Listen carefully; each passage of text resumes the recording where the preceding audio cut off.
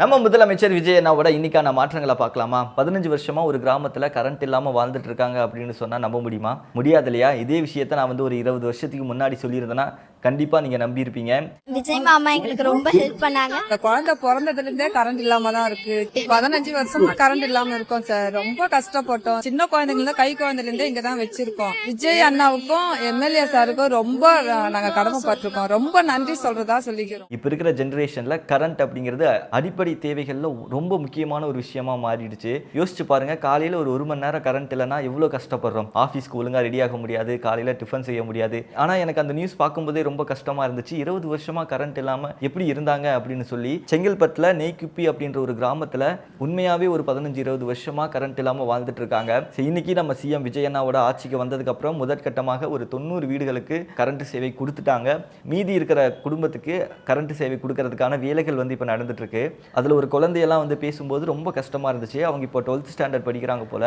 நான் 10th படிக்கும்போது விறகு வச்சு தான் படித்தேன். அந்த விறகெல்லாம் வச்சு அதில் நெருப்பு பற்ற வச்சு அதிலிருந்து வர வெளிச்சத்தில் தான் நான் படிச்சுட்டு இருந்தேன். இன்னும் சில பேர் வந்து நான் கேண்டில் லைட் மூலமாக தான் வந்து படிச்சுட்டு இருந்தேன் அப்படின்னு சொல்லும்போது அந்த வீடியோ பார்க்கும்போதே ரொம்ப கஷ்டமாக இருந்துச்சு. இப்போ ரொம்ப சந்தோஷமாக நான் 12th படிக்க போகிறேன். 12th படிக்கும்போது நான் எங்கள் வீட்டில் ஒரு லைட் இருக்க போகுது. அந்த லைட்டு வெளிச்சத்தில் உட்காந்து நான் படிக்க போகிறேன். இன்னும் நான் நல்லா படித்து நிறையா மார்க் ஸ்கோர் பண்ணுறதுக்கு ரொம்ப ஹெல்ப்ஃபுல்லாக இருக்கும்னு அவங்க பேசும்போது ரொம்ப நெகிழ்ச்சியான ஒரு விஷயமா இருந்துச்சு. ரொம்ப சந்தோஷமா இருக்கு.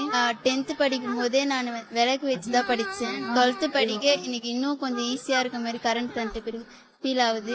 விஜய் அண்ணாக்கு ரொம்ப 15 வருஷமா அந்த ஏரியால நிறைய குழந்தைகள் இருக்காங்க. அந்த குழந்தைகள் எல்லாருமே படிக்க ரொம்ப கஷ்டப்பட்டிருக்காங்க. முக்கியமா பெண்கள் சேஃப்டி அப்படிங்கிறது அந்த ஊர்ல பெரிய ஒரு கேள்விக்குறியா இருந்திருக்கு. வயசானவங்கனால வெளியவே போக முடியாது. ஏன்னா கரண்டே அங்க கொடுக்கல அப்படின்னா ரோடு மட்டும் எப்படி நல்ல ரோடா போட்டு கொடுத்துருப்பாங்க. அதனாலேயே அந்த ஊர் மக்கள் எல்லாருமே இரவு நேரத்தில் எங்கேயுமே வெளியே போகாம டார்ச் லைட் வெளிச்சத்தில், மொபைலில் இருக்கிற ஃப்ளாஷ் லைட் வெளிச்சத்தில், கேண்டில் வெளிச்சத்தில் இப்படி தான் வந்து வாழ்ந்துட்டு வந்திருக்காங்க. நிறைய இடங்கள்ல இந்த பேசிக் அடிப்படை வசதிகள் எல்லாமே சரியா இருந்தாலுமே இந்த தண்ணீர் பிரச்சனை அப்படிங்கிறது இருந்துகிட்டே தான் இருக்குது. கரண்ட்டே இல்லை அப்படின்னா குடிக்க தண்ணீர் வசதி மட்டும் எப்படி இருந்திருக்கும்? அதுக்குமே ரொம்ப கஷ்டப்பட்டிருக்காங்க.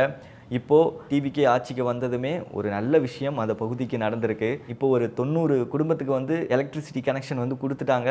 அந்த ஊர்லேயே வந்து அழகாக இந்த சீரியல் லைட்டெல்லாம் போட்டு டெக்கரேட் பண்ணி அதை வந்து பயங்கரமாக கொண்டாடிட்டு இருக்காங்க. மீதி இருக்கிற வீடுகளில் கனெக்ஷன் கொடுக்கறதுக்கான வேலைகள் நடந்துட்டு இருக்கு. இந்த மாதிரியெல்லாம் நியூஸ் பார்க்கும்போது நம்ம கரெக்டான ஒரு ஆளை தான் முதல்வராக தேர்ந்தெடுத்திருக்கோம் அப்படின்னு சொல்லி ரொம்ப சந்தோஷமா இருக்கு. இந்த காவேரி பிரச்சனை அப்படிங்கிறது நேற்று விட இன்னைக்கு ரொம்ப சீரியஸா மாறி இருக்கு. விஜய் அண்ணாவை இப்போதைக்கு கர்நாடகா வர வேணாம் அப்படின்னு சொல்லி ஒரு ரெக்வஸ்ட் வச்சிருக்காங்க. இந்த பிரச்சனையெல்லாம் சால்வ் ஆனதுக்கப்புறம் நீங்கள் திரும்ப கர்நாடகாவுக்கு வாங்க அப்படின்னு சொல்லி கர்நாடகாவோட சிஎம் விஜய் அண்ணாக்காக ஒரு ரெக்வஸ்ட்டை வச்சிருக்காரு. இன்னைக்கு என்ன நடந்துச்சு அப்படின்னா, நான் இந்த காவேரிக்கான பிரச்சனை இப்போ ஆரம்பிச்சது கிடையாது. கிட்டத்தட்ட ஒரு 100 வருஷமாவே இருக்கு. இந்த காவேரி பிரச்சனை அப்படிங்கிறது இப்போ ரொம்ப தீவிரமான ஒரு பிரச்சனையாக மாறி இருக்கு. எல்லாருக்குமே தெரியும் நம்ம சிஎம் விஜய் அண்ணா வந்து ஆகஸ்ட் 3ஆம் தேதி கர்நாடகா போறாரு.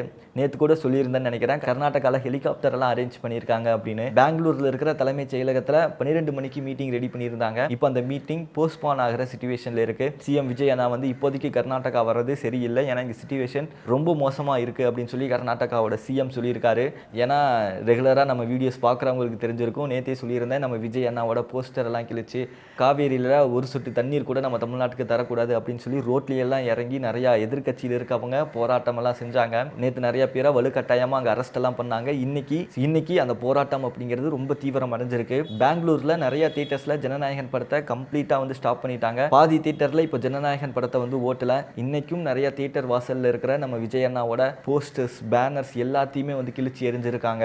கர்நாடகால மொத்தம் 4 டேம் இருக்கு. ஹேமாவதி, கபினி, ஹராங்கி, கேஆர்எஸ் அப்படின்னு 4 டேம் கட்டி வச்சிருக்காங்க. அதுல ரொம்ப முக்கியமான டேம் அப்படிங்கிறது அந்த கேஆர்எஸ் தான். அந்த கேஆர்எஸ் டேம்ல இன்னைக்கு பலத்த போலீஸ் பாதுகாப்பு வந்து போட்டிருக்காங்க. இன்னைக்கு அங்க எதிர்கட்சியில் இருக்கவங்க, பிஜேபியில் இருக்கவங்க நிறைய பேர் நாங்க தண்ணீரை திறந்து விட அலோ பண்ண மாட்டோம் அப்படின்னு அந்த டேமை முற்றுகையிட்டு போராட்டம் பண்ண ஆரம்பிச்சிருக்காங்க.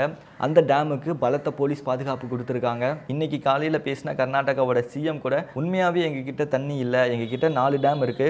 நான் சொன்ன மாதிரி கேஆர்எஸ்ல வந்து 36% தான் தண்ணி இருக்கு, ஹேமாவதியில் 61%, கபினியில் 83%, ஹராங்கியில் 95% வரைக்கும் தான் தண்ணி இருக்கு.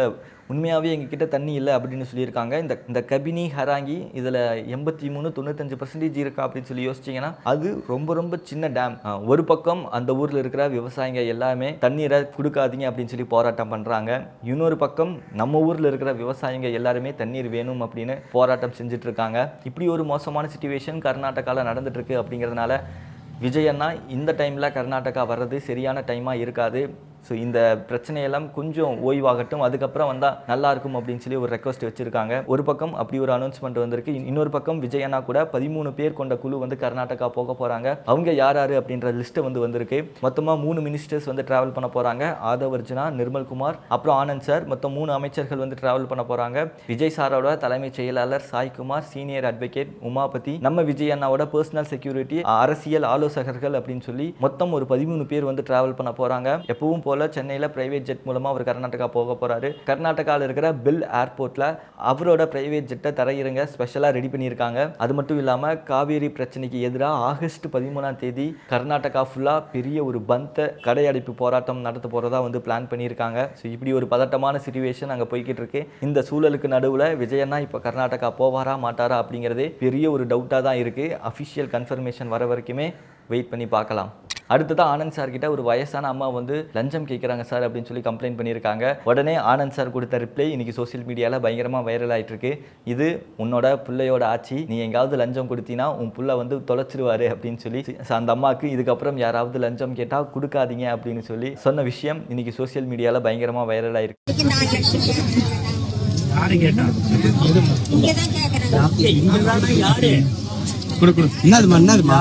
நீ காசு கொடுக்குற வேலையெல்லாம் நினைச்சு கூடாது சரிங்களா?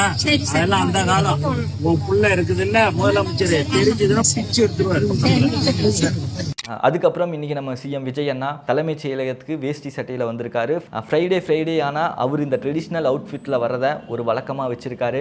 அதே மாதிரி இன்னைக்கும் வேஷ்டி சட்டையில் தலைமைச் செயலகத்துக்கு வந்திருக்காரு. அதுக்கப்புறம் இன்னைக்கு நம்ம சிஎம் விஜய் அண்ணா சிறப்பாக செயல்பட்ட போலீஸ் ஆஃபீஸர்ஸ் ஒரு 650 பேருக்கு பதக்கங்களை கொடுத்துருக்காரு.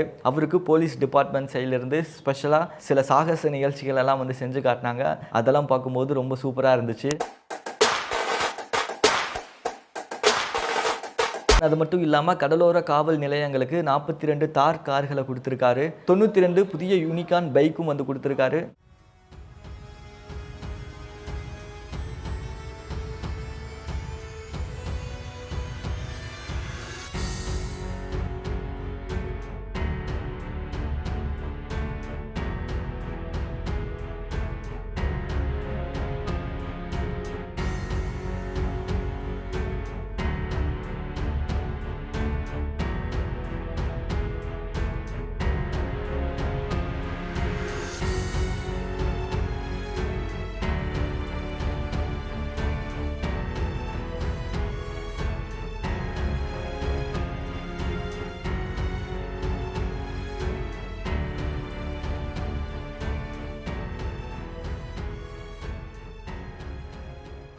அதுக்கப்புறம் நம்ம இந்தியன் டீமோட ஹாக்கி ஜெர்சியை காவி நிறத்தில் வந்து மாற்றிருக்காங்க.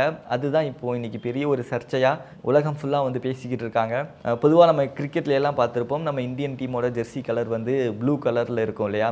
அதே மாதிரி தான் ஹாக்கி டீமோட ஜெர்சி கலரும் இது வரைக்குமே ப்ளூ கலரில் தான் இருந்துச்சு. இப்போது அதை கம்ப்ளீட்டாக மாற்றி காவி நிறத்தில் கொடுத்துருக்காங்க. காவி அப்படின்னாலே தெரிஞ்சிருக்கும் இல்லையா? பிஜேபி இருக்கிறதுனால அவங்க இப்படி மாற்றிட்டாங்க அப்படின்னு சொல்லி பெரிய ஒரு பிரச்சனை இப்போ போய்கிட்டு இருக்கு. அந்த உடனடியாக அந்த ஜெர்சி கலரை மாற்றணும் அப்படின்னு சொல்லி. ஸோ இதுதான் இன்னைக்கான விஷயங்கள். இதில் உங்களோட ஃபேவரட் என்ன அப்படிங்கிறத கமெண்ட் செக்ஷனில் சொல்லுங்கள். நாளைக்கான விஷயங்கள் தெரிஞ்சுக்கணுன்னா விஜய் வசந்தை சப்ஸ்கிரைப் பண்ணிக்கோங்க.